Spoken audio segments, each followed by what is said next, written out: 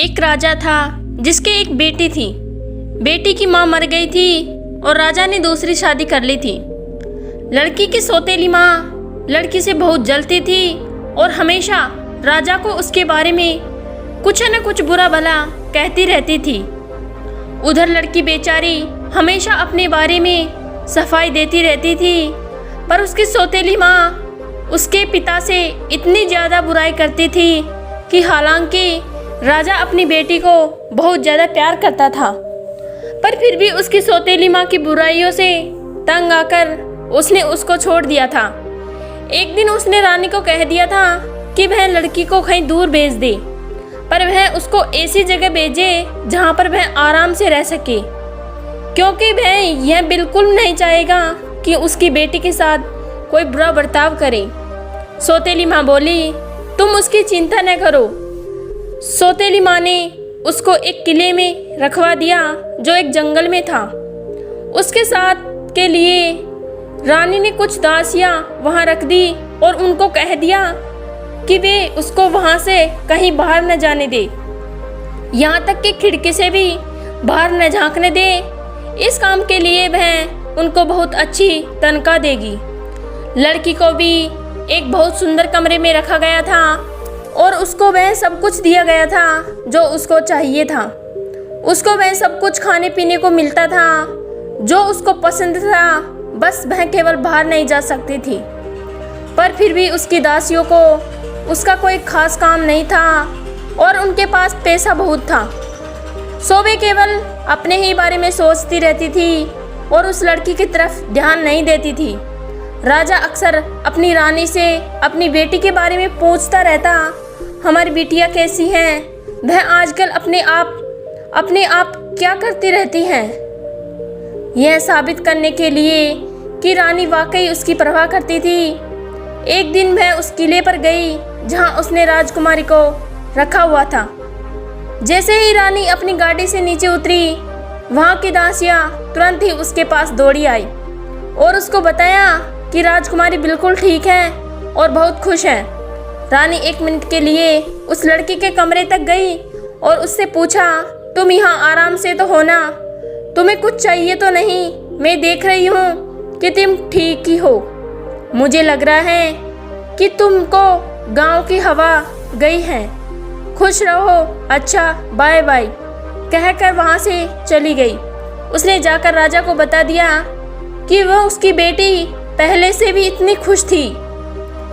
इसके विपरीत वह लड़की कमरे में अकेली ही रहती थी, क्योंकि उसकी दासियाँ तो अपने आप में इतनी मगन थी कि वे उसको कहीं दिखाई नहीं देती थी। सो वह बेचारी अपना सारा समय खिड़की में ही बैठकर गुजारा करती थी। वह वहाँ खिड़की पर झुकी हुई खड़ी रहती। कभी कभी वह इस तरह से खड़ी रहने में इतनी खो जाती थी कि उसको अपनी कोहनियों के नीचे तकिया रखने का भी ध्यान नहीं रहता, क्योंकि उसकी कोहनियाँ खिड़की पर ही रहती थी, तकिए पर नहीं। इसीलिए उसकी कोहनियों पर दाग पड़ जाते थे। उसकी यह खिड़की जंगल की तरफ खुलती थी। सो वह लड़की सारा दिन या तो जंगल के पेड़ों की पत्तियों ही देखती रहती थी, या फिर बादल, और या फिर शिकारियों के जाने के रास्ते। एक दिन शिकारियों के उस रास्ते पर एक राजकुमार एक जंगली स्वर का पीछा कर रहा था। जब राजकुमार उस किले के पास आया तो उसने देखा कि उस किले की चिमनी तो धुआं निकल रहा है। जहाँ तक उसे याद पड़ता था, वह किला तो न जाने कब से वहाँ खाली पड़ा हुआ था, फिर आज इसमें यह धुआं कैसे निकल रहा है। उसने सोचा, लगता है यहाँ कोई रहने आ गया है। सो उसने मुड़कर पीछे देखा तो उसने देखा कि उस किले की एक खिड़की पर एक लड़की बैठी है। उसको देखकर वह मुस्कुरा दिया। लड़की ने भी उसको देखा। वह पीले रंग की शिकारियों वाली पोशाक पहने था, उसके हाथ में एक बंदूक थी और वह उसकी तरफ देखकर मुस्कुरा रहा था। सो वह भी उसकी तरफ देखकर मुस्कुरा दी। पूरे 1 घंटे तक वे एक दूसरे की तरफ देखकर मुस्कुराते रहे और एक दूसरे के लिए झुकते रहे। वे दोनों आपस में इतनी दूर थे कि उनके पास एक दूसरे की बात करने का कोई तरीका नहीं था। सो कुछ देर बाद वह राजा वहाँ से चला गया। अगले दिन शिकारी का बहाना कर वह राजकुमार फिर से उधर की तरफ आ गया और उस दिन वे लोग एक दूसरे को 2 घंटे तक देखते रहे। अब की बार मुस्कुराहटों और झुकने के अलावा उन्होंने अपने अपने दिलों पर भी हाथ रखा और फिर भी वे काफ़ी देर तक अपने अपने रुमाल हिलाते रहे। तीसरे दिन वह राजकुमार वहाँ 3 घंटे रहा। उस दिन उन्होंने एक दूसरे की तरफ हवाई चुम्बन भी फेंके। पर चौथे दिन जब वह फिर आया तो एक जादूगरनी उन दोनों को एक पेड़ के पीछे से छिपकर देख रही थी। उनको देखकर हो करके हंस पड़ी। राजकुमार बोला, अरे तुम हंस क्यों रही हो? इसमें हंसने की क्या बात है? जादूगरनी बोली, हंसने की क्या बात है? अरे 2 प्रेमी जो आपस में इतना प्यार करते हैं वे कितने बेवकूफ़ हैं कि वे इतने दूर हैं। क्या यह हंसी की बात नहीं है? राजकुमार बोला, तो क्या तुम यह जानती हो कि मैं उसके पास तक कैसे पहुंच सकता हूं? जादूगरनी बोली, मुझे तुम दोनों अच्छे लगते हो, इसीलिए मैं तुम्हारी सहायता जरूर करूंगी। मैं तुम लोगों को जरूर मिलाऊंगी। कहकर वह किले की तरफ गई और जाकर उसका दरवाज़ा खटखटाया। राजकुमारी की एक दासी ने दरवाज़ा खोला तो उस जादूगरनी ने उस दासी को एक बहुत पुरानी पीले रंग के कागज़ की एक किताब दी और कहा, यह किताब राजकुमारी के पढ़ने के लिए है ताकि वह इसको पढ़कर अपना समय गुजार सके। दासी ने वह किताब ले ली और ले जाकर उस लड़की को दे दी। लड़की ने तुरंत ही उस किताब को खोला और पढ़ा। यह एक जादू की किताब है। तुम आगे का पन्ना पलटो तो तुम देखोगी कि कोई आदमी चिड़िया कैसे बन सकता है और फिर चिड़िया से आदमी कैसे बन सकता है। लड़की उस किताब को लेकर खिड़की पर दौड़ गई और जाकर उस किताब को खिड़की पर रख दिया। मैं उस किताब के पन्ने पलटने लगी और राजकुमार को भी पीली पोशाक पहने खड़ा था। देखती रही। अपने हाथ हिलाते हुए राजकुमार ने अपने पंख बना लिए और देखते ही देखते वह कैनरी चिड़िया में बन गया। वैसे ही पीले रंग की चिड़िया जैसे पीले रंग की पोशाक वह पहने था। चिड़िया बनकर वह आसमान में उड़ गया और जाकर राजकुमार की खिड़की के ऊपर बैठ गया। राजकुमारी ने उसे तुरंत ही पकड़ लिया और यह समझकर चूम लिया कि वह तो राजकुमार था। पर फिर वह शर्मा गई और उसका चेहरा शर्म से लाल पड़ गया। अब वह उस चिड़िया को दोबारा राजकुमार बनाने की सोचने लगी। उसने तुरंत किताब खोली और उसके पन्नों के पीछे की तरफ पलटा। कैनरी चिड़िया ने तुरंत ही अपने पंख फड़फड़ाए, अपनी बाहें हिलाई और वह फिर से राजकुमार बन गया अपनी उसी शिकारी वाली पोशाक में। राजकुमार उसके सामने थोड़ा सा झुका और बोला, मैं तुम्हें बहुत प्यार करता हूँ। राजकुमारी एक दूसरे के सामने अपने अपने प्यार का इजहार करते करते उन दोनों को शाम हो चुकी थी।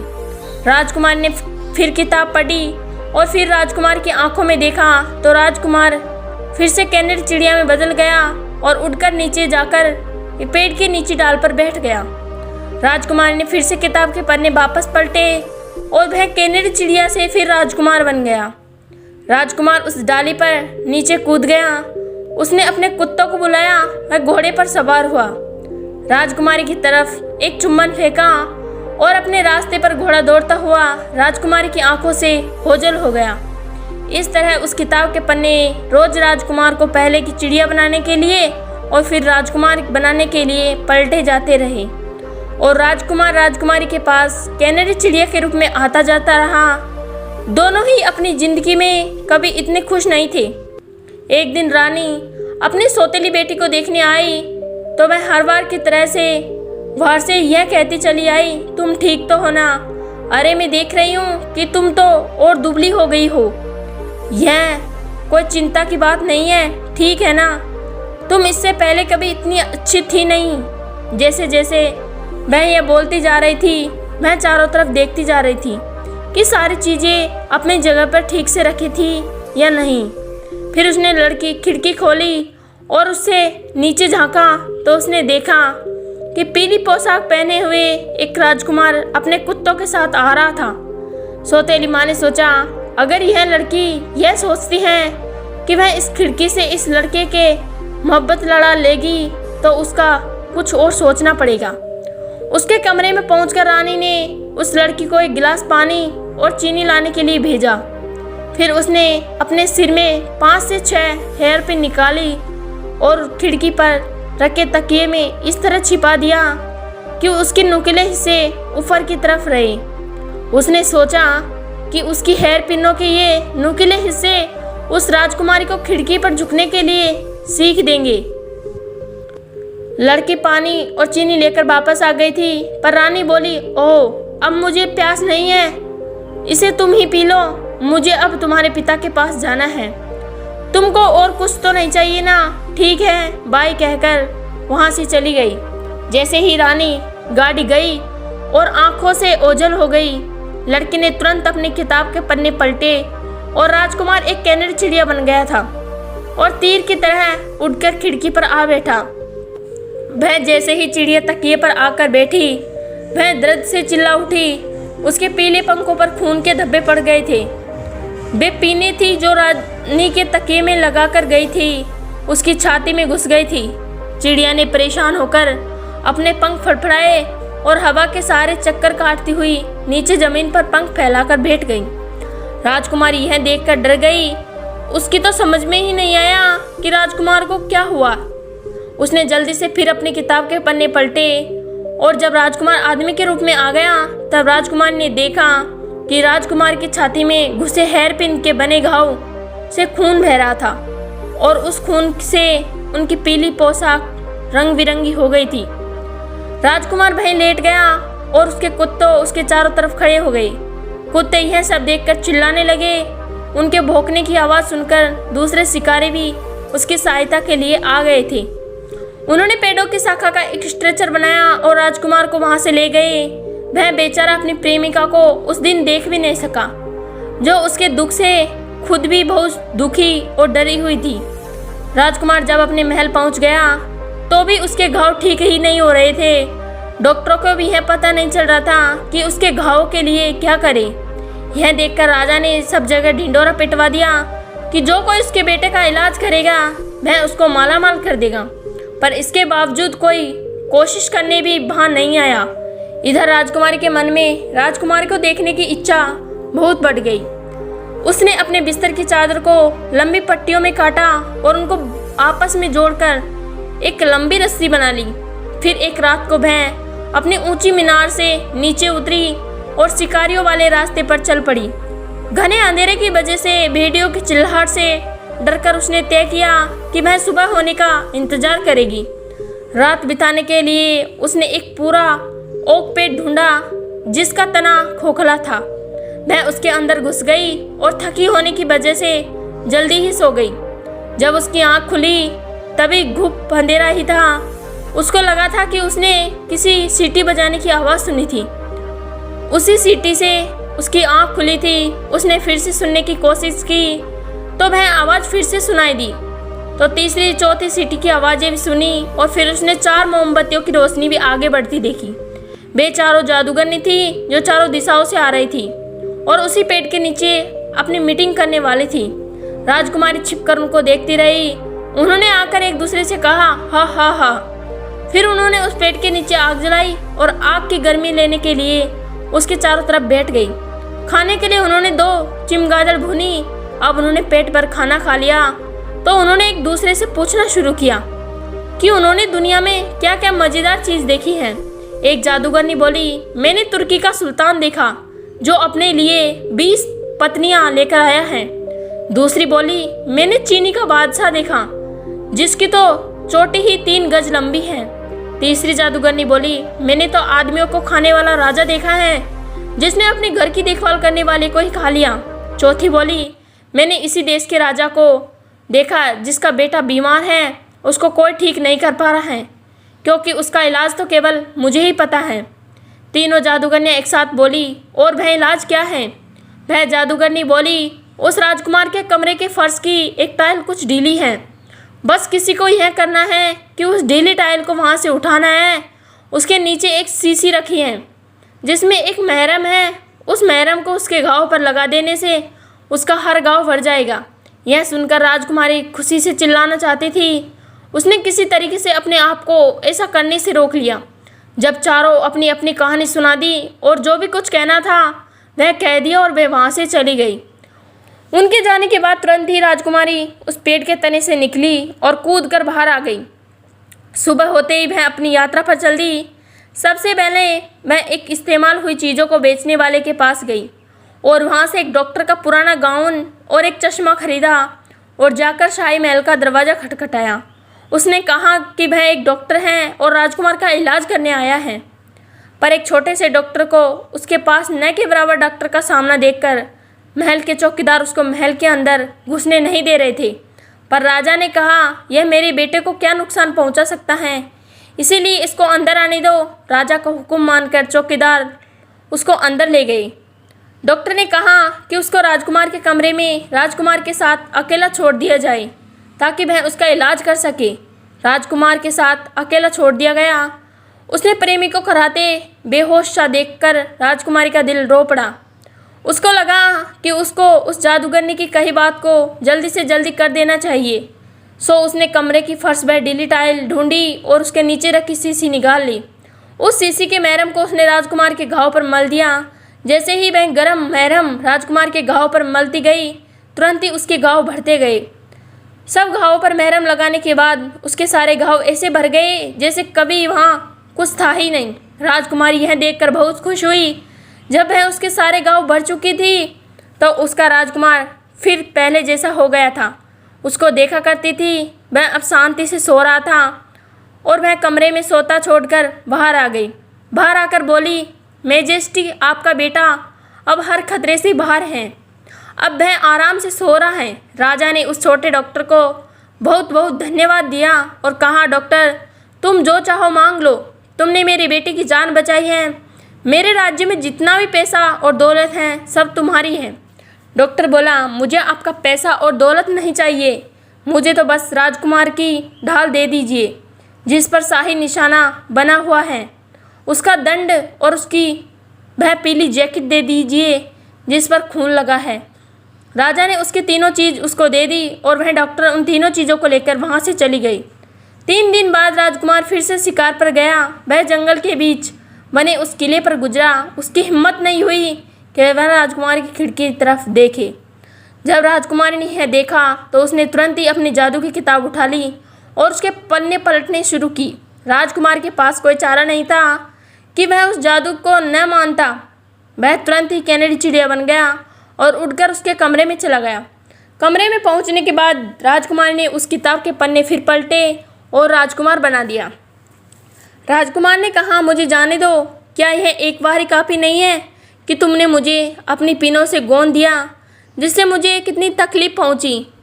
सच तो यह था कि राजकुमार को अब उससे नफरत सी हो गई थी और अपनी हालत के लिए वह उसी को जिम्मेदार ठहराता रहा। यह सुनकर राजकुमारी तो बेहोश होने वाली थी, पर वह बोली, पर तुम्हारी जान भी तो मैंने ही बचाई है। वह मैं ही हूँ जिसने तुम्हें ठीक किया है। अगर मैं तुम्हारी ऐसी हालत करती तो मैं तुम्हारी जान क्यों बचाती। राजकुमार बोला, तुमने मेरी जान नहीं बचाई, मेरी जान तो किसी विदेशी डॉक्टर ने बचाई है जिसने मेरे पिता से उसकी कोई दौलत नहीं ली सिवाय मेरी ढाल जिसके ऊपर मेरे परिवार का निशान था, दंड और मेरी खून के निशानों वाली जैकेट के।